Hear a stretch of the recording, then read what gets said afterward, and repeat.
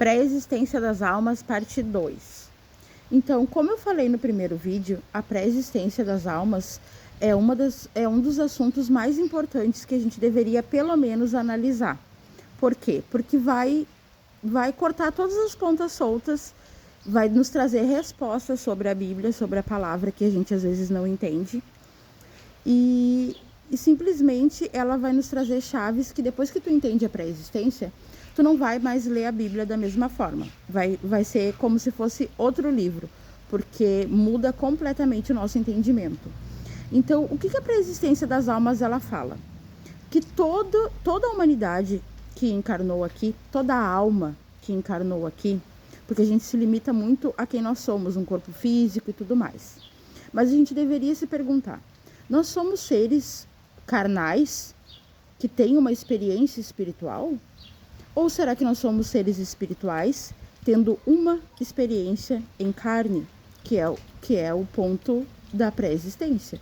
Que nós somos, sim, seres espirituais tendo uma única experiência em carne.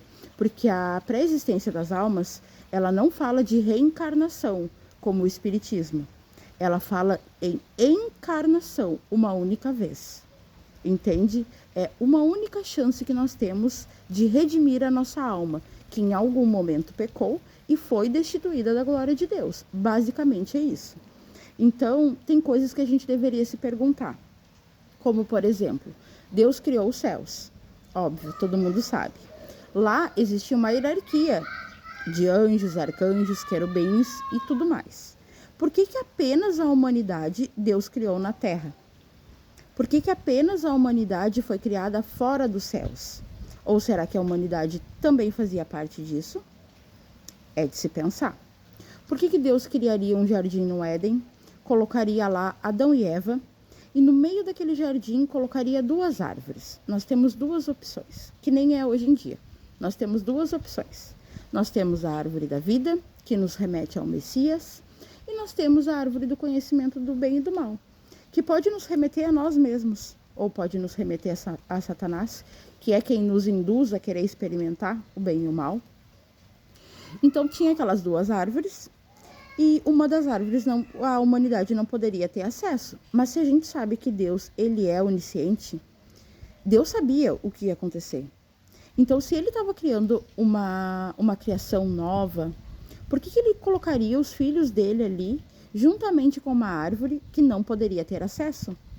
Entende? Porque no dia em que eles comessem, certamente eles morreriam.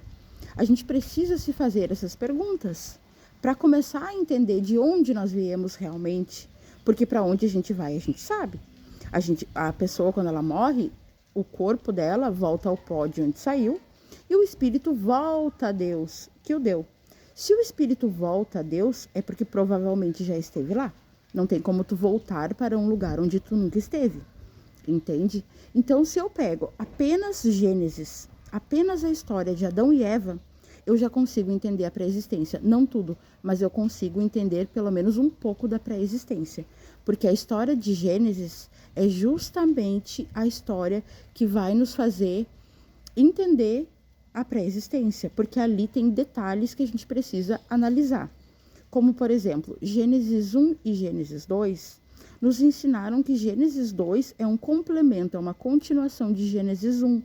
Mas quando tu pega a tua Bíblia e tu vai analisar Gênesis 1 e Gênesis 2 e coloca lado ao lado, tu vai perceber que não são a mesma história, são histórias diferentes. Então, Gênesis 1 vai nos mostrar Deus criando a humanidade, imagem e semelhança dele. Macho e fêmea os criou.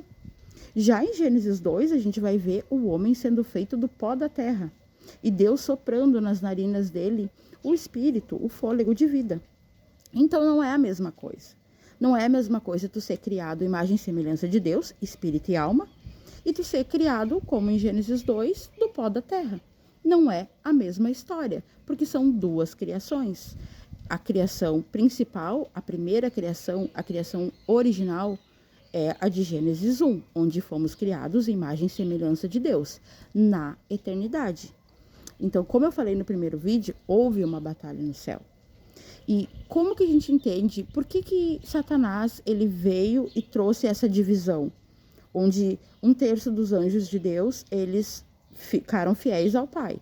1/3 dos anjos de Deus, eles seguiram Satanás. E 1/3 dos anjos de Deus está lá em Apocalipse 12. Eles foram arrastados pela cauda do dragão e lançados sobre a terra. Tu já viu algum anjo sobre a terra arrastado pela cauda do dragão? É de se perguntar. Então, quem são esses anjos que foram arrastados? Arrastados. Não são os que seguiram Satanás. Uma pessoa que segue outra por livre e espontânea vontade, ela não foi arrastada. Ela foi porque ela quis. Então, aqueles anjos que foram arrastados pela cauda do dragão e lançados sobre a terra, é toda a humanidade que encarnou aqui. Entende? E não é à toa que no final de tudo, que é outra coisa que a gente deveria se perguntar, por que que Deus criou uma terra, colocou seres humanos e colocou um prazo de validade, né? Porque a terra tem um tempo determinado para existir. Após isso, a gente sabe que o Messias, ele vem, ele pega aqueles que são deles e ele vai levar eles para a eternidade, não, a eternidade é depois. Vai levar eles para o reinado do Messias, no paraíso. O reinado do Messias não é nessa terra aqui, nunca foi. Ele mesmo deixa isso bem claro no momento da crucificação, quando o ladrão fala para ele: Senhor, lembra-te de mim quando entrares no teu reino. E ele fala: hoje mesmo estarás comigo no paraíso. Não é aqui o reino do Messias, nunca foi. Esse mundo jaz do maligno. Então, o reinado do Messias não é aqui. Ele vem, busca esse povo para o reinado dele de 1000 anos. E lá no final dos 1000 anos, a gente vai ver que o Messias, ele devolve para Deus, entende? Todo aquele reinado, ele devolve tudo para Deus, tudo que Deus deu para ele, que são as almas. Não são coisas, são as almas. Então, por que a Terra tem um prazo de validade? Por que no final das contas tudo vai remeter a gente voltar para o céu? A gente ir para a presença do Pai, para a glória de Deus, para a eternidade. Então, como eu falei, o próprio livro de Gênesis, ele vai nos trazer essa alusão de que não foi uma criação, são 2 criações. A primeira criação, onde a humanidade foi criada à imagem e semelhança de Deus, espírito e alma. E uma segunda criação, uma recriação, o início do teste, que está lá em Gênesis, que já é o Jardim do Éden. Então, o Jardim do Éden, ele foi feito para esse campo de prova, para essa prova, onde os filhos de Deus que não se posicionaram, vêm para cá experienciar o bem e o mal e se posicionar. O próprio Messias fala: sejam frios ou sejam quentes, mas não sejam mornos. Como eu falei no primeiro vídeo, esse padrão de 3 filhos, ele tá por toda a Bíblia, onde tem um frio, que é mal, um quente, que é bom, e um neutro. Quando a gente olha para a humanidade, é a mesma coisa: espírito, alma e corpo. O espírito é quente, ele pertence a Deus. O corpo é frio. Tira o espírito do corpo para te ver o que sobra. Uma pedra de gelo, dura, gelada. O corpo é frio. E a alma que é neutra. Então, a alma, ela vai precisar conhecer a verdade, ela vai precisar ser desperta e se conectar com o espírito para ela ser salva. Então, a queda, ela foi gradativa. Então, da eternidade, foi para o Éden e do Éden foi para a Terra.